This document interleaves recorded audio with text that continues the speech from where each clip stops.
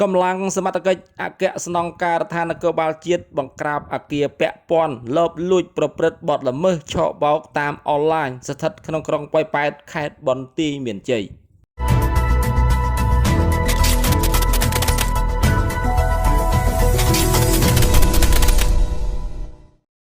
ខេត្តបន្ទាយមានជ័យអនុវត្តតាមបទបញ្ជាដ៏ម៉ឺងម៉ាត់របស់ឯកឧត្តមនាយឧត្តមសេនីយ៍សុថេតអគ្គស្នងការនគរបាលជាតិនៅថ្ងៃទី26 ខែមេសាឆ្នាំ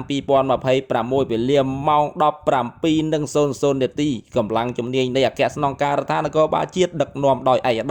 ឧត្តមសេនីយ៍ឯកលុនសុផាតឯកឧត្តមសេនីយ៍ឯកសំវណ្ណវីរៈនិងឯកឧត្តមសេនីយ៍ឯកហែមសុវណ្ណអគ្គស្នងការរងនគរបាលជាតិបានសហការជាមួយកម្លាំងជំនាញនៃស្នងការដ្ឋាននគរបាលខេត្តបន្ទាយមានជ័យដឹកនាំដោយលោកឧត្តមសេនីយ៍ត្រីសឿមសារិទ្ធស្នងការដ្ឋាននគរបាលខេត្តនិងមានការចូលរួមពីរដ្ឋបាលក្រុងប៉ោយប៉ែតកងរាជអាវុធហត្ថក្រុងប៉ោយប៉ែតក្រោមការដឹកនាំសម្របសម្រួលនីតិវិធីពីលោកសំរិទ្ធសុខុនព្រះរាជអាជ្ញារងលោកមុតសម្បត្តិព្រះរាជអាជ្ញារងនៃអយការអមសាលាដំបងខេត្តបន្ទាយមានជ័យចុះត្រួតពិនិត្យឆែកឆេរទីតាំងពាក់ព័ន្ធការលបលួចប្រព្រឹត្តបទល្មើសឆបោកតាមអនឡាញនៅចំណុចអគារផ្ទះ3ល្វែងកម្ពស់3ជាន់មាន22បន្ទប់ដោយជាន់លើមានសម្ភារៈវត្ថុតាំងប្រព្រឹត្តបទល្មើសតាមអនឡាញមួយចំនួនដូចជាទូរស័ព្ទដៃកុំព្យូទ័រមួយចំនួនមិនទាន់រាប់ស្ថិតក្នុងភូមិប៉ាលេឡៃ